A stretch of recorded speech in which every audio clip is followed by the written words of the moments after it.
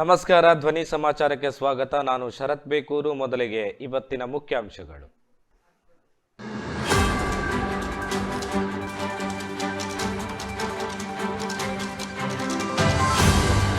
ಅವರು ಹಿಜಾಬ್ ಹಾಕಿದ್ರೆ ನಾವು ಕೇಸರಿ ಶಾಲು ಹಾಕುತ್ತೇವೆ. ನಿಮಗೆ ತಾಕತ್ತಿದ್ದರೆ ನಮ್ಮನ್ನು ತಡೀರಿ. ಸರ್ಕಾರಕ್ಕೆ ಕಲ್ಲಡ್ಕ ಭಟ್ ಸವಾಲು. ಪ್ರಭಾಕರ್ ಭಟ್ರನ್ನ ಬಂಧಿಸಲು ಸರ್ಕಾರಕ್ಕೆ ಧೈರ್ಯ ಇಲ್ವಾ? ಸಿದ್ದುಗೆ ಪ್ರಾಮಾಣಿಕತೆ ಇದ್ರೆ ಭಟ್ರನ್ನ ಬಂಧಿಸಲಿ. ಸಾಮಾಜಿಕ ಜಾಲತಾಣದಲ್ಲಿ ಮುನೀರ್ ಕಾಟಿಪಳ್ಳ ಕೆಂಡಾಮಂಡಲ. ಸಂಜಯ್ ಸಿಂಗ್ ನಿರ್ಧಾರಕ್ಕೆ ಸಚಿವಾಲಯದ ಅಮಾನತು ಆದೇಶ. ರಾಷ್ಟ್ರೀಯ ಕುಸ್ತಿ ಫೆಡರೇಷನ್ ಸಂಸ್ಥೆ ಅಮಾನತು ಮಾಡಿದ ಕೇಂದ್ರ.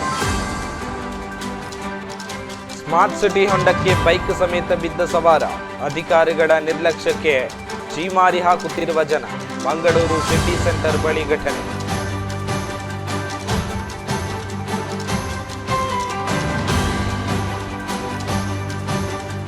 ಕರಾವಳಿಯಾದ್ಯಂತ ಕ್ರಿಸ್ಮಸ್ ಸಂಭ್ರಮ.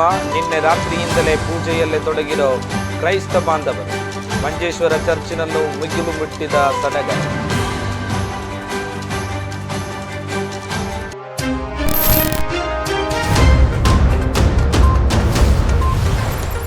ಸಂಜಯ್ ಸಿಂಗ್ ನೇತೃತ್ವದ ಕುಸ್ತಿ ಫೆಡರೇಷನ್ನ ಹೊಸ ಸಮಿತಿಯನ್ನ ಕ್ರೀಡಾ ಸಚಿವಾಲಯವು ಅಮಾನತುಗೊಳಿಸಿದೆ. ಅಸ್ತಿತ್ವದಲ್ಲಿರುವ ನಿಯಮಗಳನ್ನ ಮತ್ತು ನಿಬಂಧನೆಗಳಿಗೆ WFI ಸಂಪೂರ್ಣ ನಿರ್ಲಕ್ಷ್ಯವನ್ನ ತೋರಿಸಿದೆ ಎಂದು ಉಲ್ಲೇಖಿಸಿ ಸಚಿವಾಲಯವು ಡಿಸೆಂಬರ್ 24ರ ರವಿವಾರದಂದು ತನ್ನ ನಿರ್ಧಾರವನ್ನ ಪ್ರಕಟಿಸಿದೆ. ಹೊಸದಾಗಿ ಆಯ್ಕೆಯಾದ ಸಂಸ್ಥೆಯ ಅಧ್ಯಕ್ಷ ಸಂಜಯ್ ಕುಮಾರ್ ಸಿಂಗ್ ಡಿಸೆಂಬರ್ 21ರಂದು ಜೂನಿಯರ್ ರಾಷ್ಟ್ರೀಯ ಸ್ಪರ್ಧೆಗಳು ಈ ವರ್ಷಾಂತ್ಯದ ಮೊದಲು ಪ್ರಾರಂಭವಾಗಲಿದೆ ಎಂದು ಘೋಷಿಸಿದ್ದಾರೆ ಎಂದು ಸಚಿವಾಲಯ ಉಲ್ಲೇಖಿಸಿದೆ. ಇದು ನಿಯಮಗಳಿಗೆ ವಿರುದ್ಧವಾಗಿದೆ ಮತ್ತು ಕುಸ್ತಿಪಟುಗಳು ತಯಾರಾಗಲು ಕನಿಷ್ಠ 15 ದಿನಗಳ ಸೂಚನೆ ಅಗತ್ಯ ಇದೆ ಎಂದು ಸಚಿವಾಲಯ ವಿವರಿಸಿದೆ. ಅಂತಹ ನಿರ್ಧಾರಗಳನ್ನು ಕಾರ್ಯಕಾರಿ ಸಮಿತಿಯು ತೆಗೆದುಕೊಳ್ಳಬೇಕು. ಅದಕ್ಕೂ ಮೊದಲು ಕಾರ್ಯಸೂಚಿಗಳನ್ನು ಪರಿಗಣನೆಗೆ ಇರಿಸಬೇಕಾಗುತ್ತದೆ. ಹೊಸದಾಗಿ ಚುನಾಯಿತ ಸಮಿತಿಯ ಕ್ರೀಡಾ ಸಂಹಿತೆಯನ್ನು ಸಂಪೂರ್ಣವಾಗಿ ಕಡೆಗಣಿಸಿ ಮಾಜಿ ಪದಾಧಿಕಾರಿಗಳ ಸಂಪೂರ್ಣ ನಿಯಂತ್ರಣವನ್ನು ತೋರುತ್ತಿದೆ ಎಂದು ಸಚಿವಾಲಯ ಆರೋಪಿಸಿದೆ.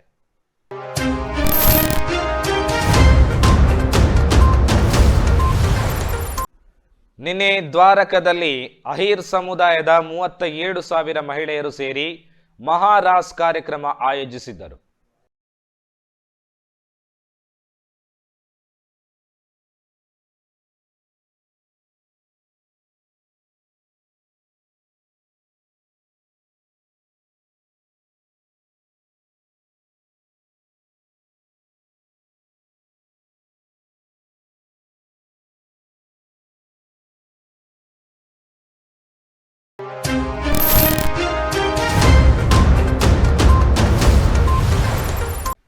ಹಿಜಾಬ್ ಅವಕಾಶಕ್ಕೆ ವಿರುದ್ಧವಾಗಿ ಮತ್ತು ಶ್ರೀರಾಮ ವಿದ್ಯಾಸಂಸ್ಥೆ ಸ್ಥಾಪಕ ಕಲ್ಲಡ್ಕ ಪ್ರಭಾಕರ್ ಭಟ್ ಸರ್ಕಾರಕ್ಕೆ ಸವಾಲನ್ನ ಹಾಕಿದ್ದಾರೆ.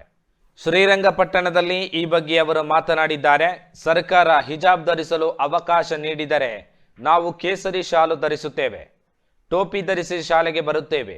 ಅಲ್ಲಾಹು ಅಕ್ಬರ್ ಅಂದರೆ ನಾವು ಜೈ ಶ್ರೀರಾಮ್ ಎನ್ನುತ್ತೇವೆ. ಶಾಲೆಗಳಲ್ಲಿ ಜೈ ಶ್ರೀರಾಮ್ ಘೋಷಣೆ ಕೂಗುತ್ತೇವೆ. ತಾಕತ್ತು ಇದ್ದರೆ ತಡೀರಿ. ಕಲ್ಲಡ್ಕ ಪ್ರಭಾಕರ್ ಭಟ್ ಸವಾಲು ಹಾಕಿದ್ದಾರೆ. ಶ್ರೀರಂಗಪಟ್ಟಣದ ನಿಮಿಷಾಂಬ ದೇವಾಲಯದ ಬಳಿ ಹಿಂದೂ ಸಂಘಟನೆಗಳ ಸಹಯೋಗದಲ್ಲಿ ನಿರ್ಮಿಸಿದ್ದ ಬೃಹತ್ ಸಮಾವೇಶದಲ್ಲಿ ಹನುಮ ಮಾಲಧಾರಿಗಳನ್ನು ಉದ್ದೇಶಿಸಿ ಅವರು ಮಾತನಾಡಿದರು.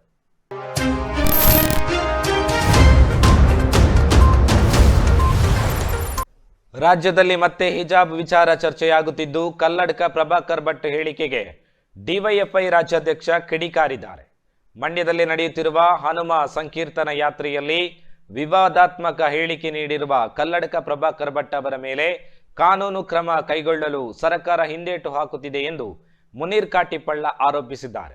ತಮ್ಮ ಸಾಮಾಜಿಕ ಜಾಲತಾಣದಲ್ಲಿ ಪೋಸ್ಟ್ ಮಾಡಿರುವವರು ಕಲ್ಲಡ್ಕ ಪ್ರಭಾಕರ್ ಭಟ್ ಮೇಲೆ FIR ಹಾಕಲು ರಾಜ್ಯ ಸರ್ಕಾರ ಹಿಂಜರಿತಿರುವುದು ಯಾಕೆ ಎಂದು ಪ್ರಶ್ನಿಸಿದ್ದಾರೆ. ಸಿದ್ದರಾಮಯ್ಯನವರಿಗೆ ಪ್ರಾಮಾಣಿಕತೆ ಇದ್ದರೆ ಕಲ್ಲಡ್ಕ ಪ್ರಭಾಕರ್ ಭಟ್ಟರ ಮೇಲೆ ಕಠಿಣ ಸೆಕ್ಷನ್ ಅಡಿ ಮೊಕದ್ದಮೆ ಹೂಡಿ ಜೈಲಿಗೆ ಕಳುಹಿಸಲಿ ಎಂದಿದ್ದಾರೆ.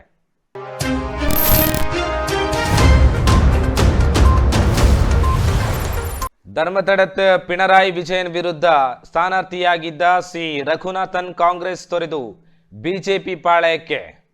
ಕಾಂಗ್ರೆಸ್ ನೇತೃತ್ವದೊಂದಿಗಿನ ಭಿನ್ನಾಭಿಪ್ರಾಯ ಕಾಂಗ್ರೆಸ್ ತೊರೆಯಲು ಕಾರಣ ಎಂದು ತಿಳಿದು ಬಂದಿದೆ. ಬಿಜೆಪಿ ರಾಷ್ಟ್ರೀಯ ಅಧ್ಯಕ್ಷ ಜೆಪಿ ನಡ್ಡಾ ಅವರಿಂದ ಬಿಜೆಪಿ ಅಂಗತ್ವ ಸ್ವೀಕರಿಸಲಿದ್ದಾರೆ ಎಂದು ತಿಳಿದು ಬಂದಿದೆ.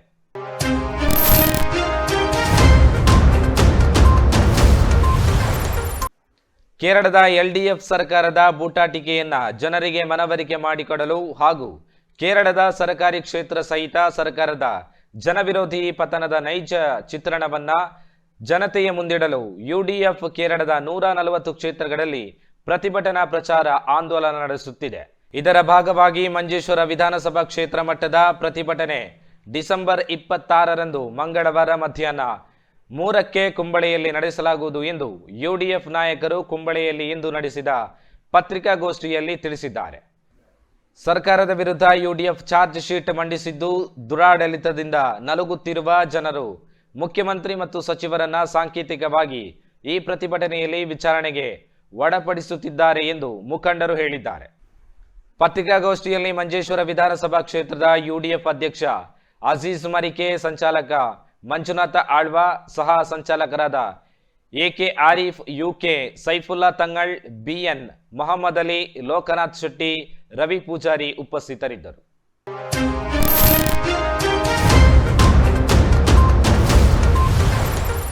ಮೇಯಪದವು ಭಜನಾ ಸತ್ಸಂಗ ಮದಂಗಲ್ಲು ಶ್ರೀಮತಿ ಸೌಮ್ಯ ಪ್ರಕಾಶ್ ಇವರ ಮನೆಯಲ್ಲಿ ವಿಶ್ವ ಹಿಂದೂ ಪರಿಷತ್ ಬಜರಂಗದಳ ಮೀಂಜ ಖಂಡ ಸಮಿತಿ ಮತ್ತು ಅಯ್ಯಪ್ಪ ಭಜನಾ ಮಂದಿರ ಮೇಯಪದವು ಇವರಿಂದ ಭಜನಾ ಸತ್ಸಂಗ, ವಿಷ್ಣು ಸಹಸ್ರನಾಮ ಮತ್ತು ಹನುಮಾನ್ ಚಾಲೀಸ್ ಕಾರ್ಯಕ್ರಮ ಜರುಗಿತು.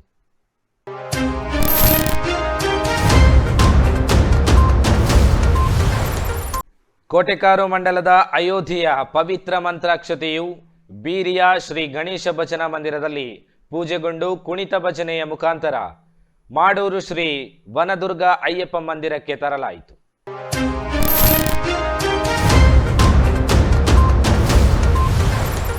ಶ್ರೀ ವೀರಾಂಜನೇಯ ಭಜನಾ ಮಂದಿರ ಬಂಬ್ರಾಣ ಇದರ 29ನೇ ವಾರ್ಷಿಕ ಏಕಹ ಭಜನೆಯ ಪ್ರಯುಕ್ತ ಪ್ರಾರಂಭಗೊಂಡ ನಗರ ಭಜನೋತ್ಸವವು ನಿನ್ನೆ ಸಂಪನ್ನಗೊಂಡಿತು.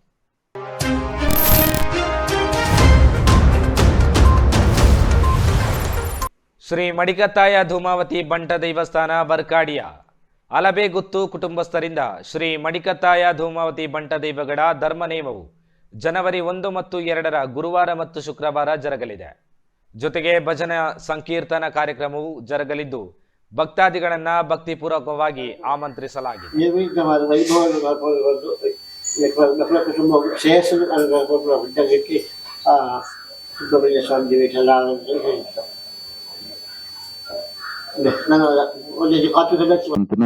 ನಮ್ಮ ವರ್ಕಾಡಿ ಗ್ರಾಮದ ತಂತ್ರಿವರಿಯರಾದ ಬ್ರಹ್ಮಶ್ರೀ ದಿನೇಶ್ ತಂತ್ರಿಯವರಿಗೂ ಅಲಬೆ ಕುಟುಂಬಸ್ಥರಿಂದ ಪುರವಾದ ಸೊಲ್ಮೇಲಿನ ಸಂದ ಒಂದು ಕಾರ್ಯಕ್ರಮದ ಕೊನೆಯ ಭಾಗ ಬರಂದಿಲ್ಲ.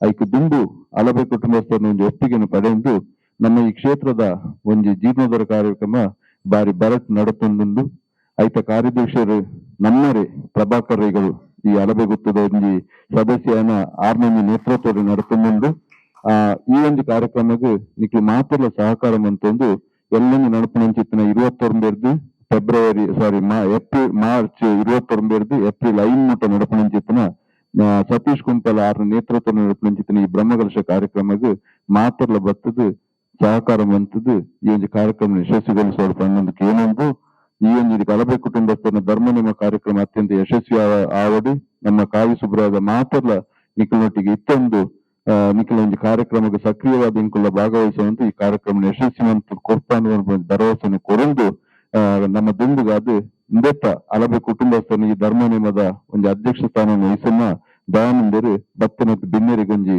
ಧನ್ಯವಾದ ಕೊರಲು ಬಂದದಕ್ಕೆ ಏನೊಂದಿಲ್ಲ.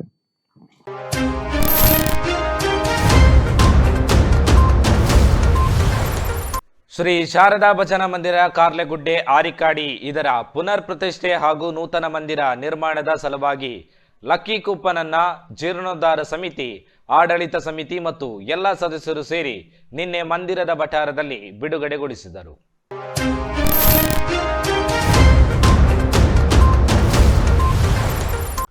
ಶ್ರೀ ಮಹಾಲಿಂಗೇಶ್ವರ ಕುಣಿತ ಭಜನಾ ಸಂಘ ಚಿಗುರುಪಾದೆ ಮಿಯಪದವು ಇಲ್ಲಿ ರವಿವಾರದಂದು ಭಜನಾ ಸಂಭ್ರಮ 2023 ಕಾರ್ಯಕ್ರಮ ಆಯೋಜಿಸಲಾಗಿತ್ತು. ಕಾರ್ಯಕ್ರಮದ ಅಂಗವಾಗಿ ಕುಣಿತ ಭಜನೆ, ಸ್ಥಳೀಯರ ಭಕ್ತಿದಾಯಕ ನೃತ್ಯ, ಯಕ್ಷಗಾನ ಕೂಡ ಏರ್ಪಡಿಸಲಾಗಿತ್ತು. ಈ ಎಲ್ಲ ಕಾರ್ಯಕ್ರಮಗಳು ದೇಗುಲದಲ್ಲಿ ಬಹಳ ವಿಜೃಂಭಣೆಯಿಂದ ನಡೆಯಿತು. ಸಾವಿರಾರು ಸಂಖ್ಯೆಯಲ್ಲಿ ಭಕ್ತಾದಿಗಳು ಭಜನಾ ಸಂಭ್ರಮಕ್ಕೆ ಸಾಕ್ಷಿಯಾದರು.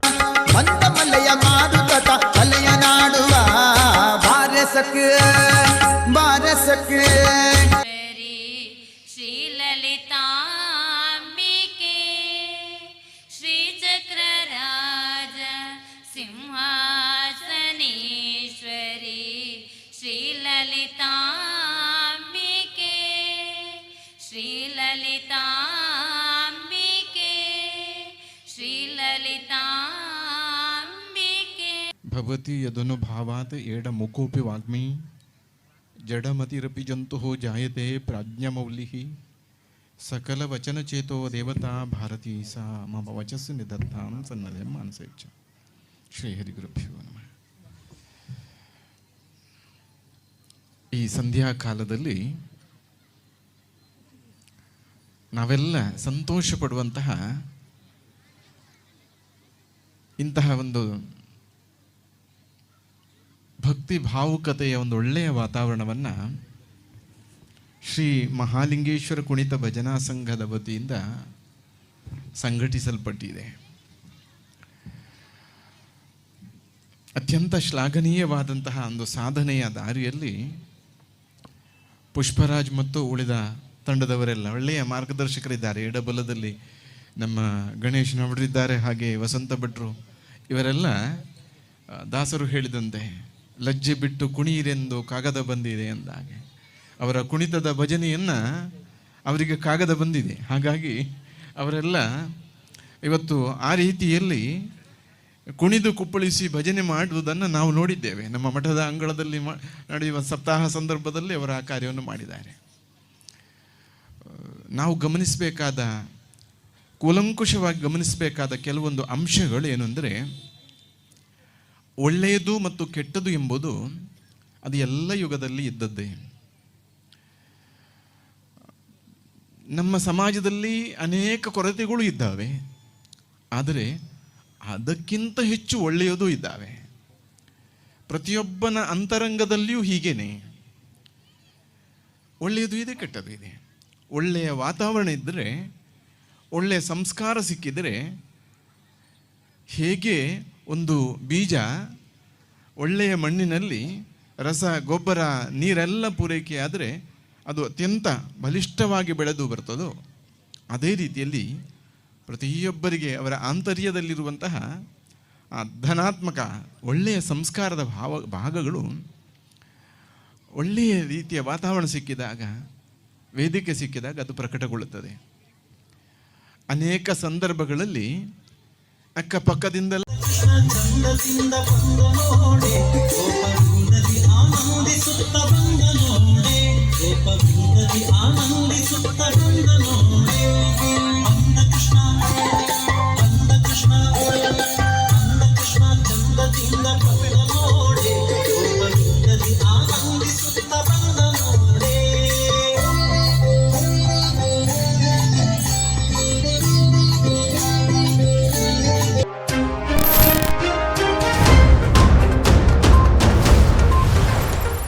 ಕ್ರಿಸ್ಮಸ್ ಹಬ್ಬದ ಪ್ರಯುಕ್ತ ಬಿಜೆಪಿ ಪ್ರತಿನಿಧಿಗಳು ಮಂಜೇಶ್ವರ ಚರ್ಚ್ಗೆ ಭೇಟಿ ನೀಡಿ ಪಾದ್ರಿ ಅಡ್ವಿನ್ ಪಿಂಟೋರಿಗೆ ಶುಭಾಶಯ ತಿಳಿಸಿದರು. ಮಂಡಲಾಧ್ಯಕ್ಷ ಆದರ್ಶ್ ಬಿಎಂ, ಅಲ್ಪಸಂಖ್ಯಾತ ಮೋರ್ಚಾ ಮಂಡಲ ಅಧ್ಯಕ್ಷ ವಿನ್ಸಿ ಡಿಸೋಜಾ, ಮುಖಂಡರಾದ ಯಾದವ ಬಡಾಜೆ, ರಾಜೇಶ್ ಮಜಲು, ಅವಿನಾಶ್ ಕೀರ್ತೇಶ್ವರ ಉಪಸ್ಥಿತರಿದ್ದರು.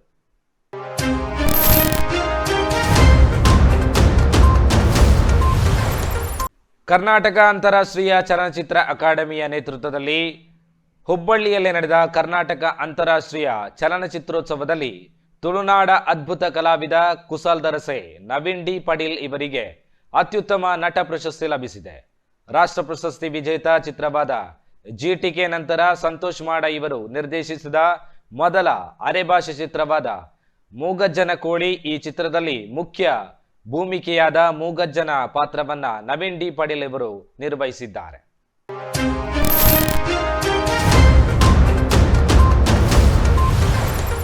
ಮಂಗಳೂರಿನ ಪ್ರಮುಖ ರಸ್ತೆಯಾದ ಕೆಎಸ್ ರಾವ್ ರಸ್ತೆಯ ಸಿಟಿ ಸೆಂಟರ್ ಸಮೀಪ ಭೂಗತ ಕೇಬಲ್ ಅಳವಡಿಸಲು ತೋಡಿದ್ದ ಗುಂಡಿಗೆ ಬೈಕ್ ಸವಾರನೊಬ್ಬ ಬೈಕ್ ಸಮೇತ ಬಿದ್ದು ಸಣ್ಣ ಪುಟ್ಟ ಗಾಯಗಳಿಂದ ಪಾರಾದ ಘಟನೆ ನಡೆದಿದೆ. ನಗರದ ಜನನಿಬಿಡ ರಸ್ತೆಯಲ್ಲೇ ಈ ರೀತಿಯ ಅವೈಜ್ಞಾನಿಕವಾಗಿ ಗುಂಡಿ ತೋಡಿದ್ದು ಸುರಕ್ಷತೆ ಬಗ್ಗೆ ಅಧಿಕಾರಿಗಳು ನಿಗಾ ವಹಿಸಬೇಕೆಂದು ಜನರು ಆಗ್ರಹಿಸಿದ್ದಾರೆ.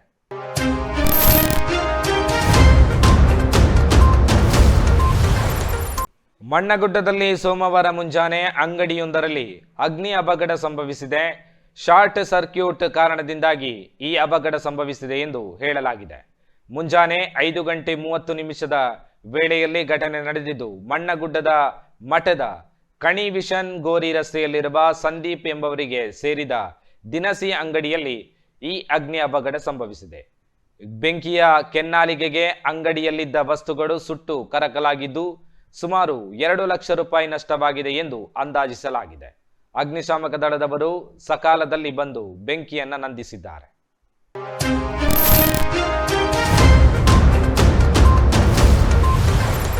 ಯುವಕನಿಗೆ ಇರಿದು ಕೊಲೆಗೈಯಲು ಯತ್ನಿಸಿದ ಪ್ರಕರಣದಲ್ಲಿ 2 ಆರೋಪಿಗಳನ್ನು ಮಂಜೇಶ್ವರ ಪೊಲೀಸರು ಸೆರೆ ಹಿಡಿದಿದ್ದಾರೆ. ಉಪ್ಪಳ ಮಜಲ್ ನಿವಾಸಿ ಜಾವೇದ್ ಅಹಮದ್, ಉಪ್ಪಳ ನಿವಾಸಿ ಮೊಹಮ್ಮದ್ ರಮೀಸ್ ರಾಸಾ ಎಂಬವರು ಬಂಧಿತ ಆರೋಪಿಗಳಾಗಿದ್ದಾರೆ. ಉಪ್ಪಳ ಕೋಡಿಬೈಲ್ ನಿವಾಸಿ ಮೊಹಮ್ಮದ್ ನವಾಸ್ ಎಂಬವರಿಗೆ ಇರಿದು ಕೊಲೆಗೈಯಲು ಯತ್ನಿಸಿದ ಆರೋಪದಂತೆ ಈ 2 ಬಂಧಿಸಲಾಗಿದೆ.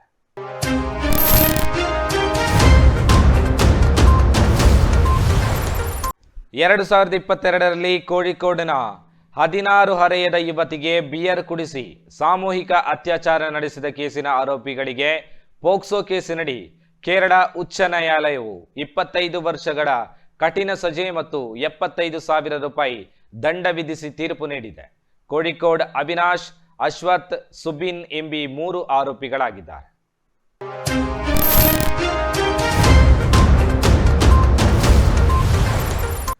ತಲೆಗೆ ಹೊಡೆದು ಕೊಲೆಯಾದ ಸ್ಥಿತಿಯಲ್ಲಿ ಪತ್ತೆಯಾದ ಯುವತಿಯ ಪತಿಯನ್ನ ಪೆರಂಬಾವೂರ್ ಪೊಲೀಸರು ಬಂಧಿಸಿದ್ದಾರೆ. ಪತ್ನಿಯನ್ನ ಕೊಲೆ ಮಾಡಿ ತಲೆಮರೆಸಿಕೊಂಡಿದ್ದ ಆರೋಪಿಯನ್ನ ಆಲುವ ರೈಲು ನಿಲ್ದಾಣದಿಂದ ಬಂಧಿಸಲಾಗಿದೆ. ಅನು ಮೃತ ದುರ್ದೈವಿಯಾಗಿದ್ದು, ಅನು ಮತ್ತು ಆರೋಪಿ ರಾಜೇಶ್ ಅವರದ್ದು ಪ್ರೇಮ ವಿವಾಹವಾಗಿದ್ದು 3 ವರ್ಷದ ಹಿಂದೆ ವಿವಾಹವಾಗಿದ್ದರು. ಕೊಲೆಗೆ ಕಾರಣ ಇನ್ನೂ ತಿಳಿದು ಬಂದಿಲ್ಲ.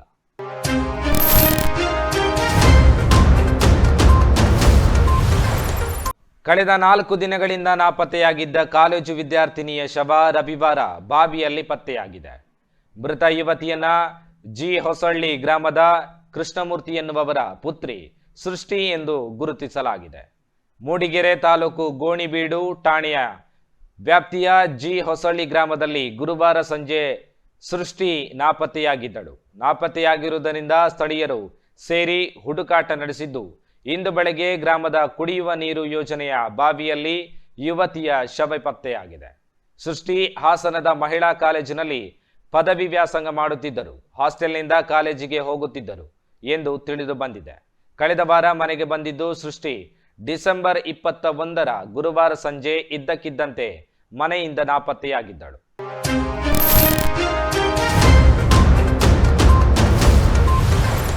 ಮೂಡಬಿದಿರೆಯ ಆಳ್ವಾಸ್ ಶಿಕ್ಷಣ ಸಂಸ್ಥೆಯ ದ್ವಿತೀಯ PUC ವಿದ್ಯಾರ್ಥಿಯೊಬ್ಬ ಕಾಲೇಜಿನ ಹಾಸ್ಟೆಲ್ನಲ್ಲಿ ನೇಣು ಬಿಗಿದು ಆತ್ಮಹತ್ಯೆಗೆ ಶರಣಾದ ಘಟನೆ ಮೂಡಬಿದಿರೆಯಲ್ಲಿ ನಡೆದಿದೆ. ಮೃತ ವಿದ್ಯಾರ್ಥಿಯನ್ನ ಮನೋಜ್ ಎಂದು ಗುರುತಿಸಲಾಗಿದೆ. ಗದಗ ಜಿಲ್ಲೆಯ ಮಂಡರಂಗಿ ತಾಲೂಕಿನ ತರ್ಚಿಹಾಳ ಮೂಲದ ಮಲ್ಲಪ್ಪ ಎಂಬವರ ಮಗ ಎಂಬ ಮಾಹಿತಿ ಲಭ್ಯವಾಗಿದೆ. ಮನೋಜ್ ಕಾಲೇಜಿನ ಹಾಸ್ಟೆಲ್ ಬಾತ್ರೂಮ್ನಲ್ಲಿ ನೇಣು ಬಿಗಿದುಕೊಂಡು ಆತ್ಮಹತ್ಯೆ ಮಾಡಿಕೊಂಡಿದ್ದಾನೆ. ಆತ್ಮಹತ್ಯೆಯ ಹಿಂದಿನ ಕಾರಣಗಳು ತಿಳಿದು ಬಂದಿಲ್ಲ.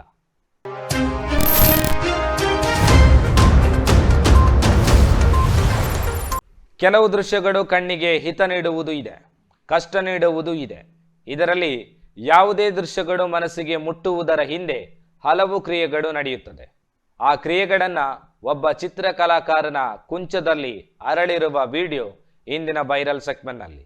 ಇದರೊಂದಿಗೆ ಇಂದಿನ ಸಮಾಚಾರವನ್ನು ಮುಕ್ತಾಯಗೊಳಿಸ್ತಾ ಇದ್ದೇನೆ. ನಿರಂತರ ಸುದ್ದಿಗಾಗಿ ವೀಕ್ಷಿಸಿ ನಿಮ್ಮ ಧ್ವನಿ ಮೀಡಿಯಾ.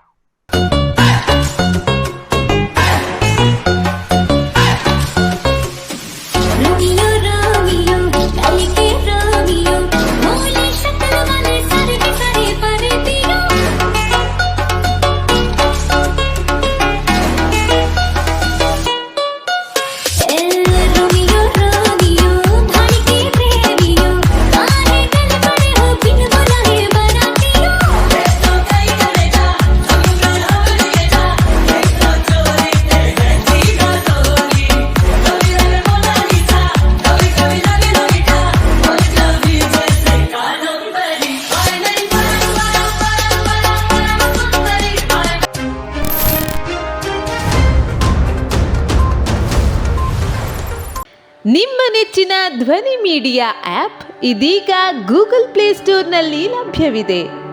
ಗೂಗಲ್ ಪ್ಲೇಸ್ಟೋರಿಗೆ ಹೋಗಿ ಧ್ವನಿ ಮೀಡಿಯಾ ಅಂತ ಟೈಪ್ ಮಾಡಿ ಉಚಿತವಾಗಿ ಡೌನ್ಲೋಡ್ ಮಾಡಿಕೊಳ್ಳಿ. ನಿಮ್ಮ ನೆಚ್ಚಿನ ಎಲ್ಲ ಕಾರ್ಯಕ್ರಮಗಳನ್ನ ತಪ್ಪದೇ ವೀಕ್ಷಿಸಿ. ಯೂಟ್ಯೂಬ್ನಲ್ಲಿ ಧ್ವನಿ ಮೀಡಿಯಾ ಅಂತ ಟೈಪ್ ಮಾಡಿ ಸಬ್ಸ್ಕ್ರೈಬ್ ಮಾಡಿಕೊಳ್ಳಿ. ಧ್ವನಿ ಮೀಡಿಯಾವನ್ನ ಫೇಸ್ಬುಕ್, ಇನ್ಸ್ಟಾಗ್ರಾಮ್ ಹಾಗೂ ಟ್ವಿಟರ್ಗಳಲ್ಲೂ ವೀಕ್ಷಿಸಬಹುದಾಗಿದೆ. ಧ್ವನಿ ಮೀಡಿಯಾ, ನಿಮ್ಮ ಧ್ವನಿಗೆ ನಮ್ಮ ಧ್ವನಿ.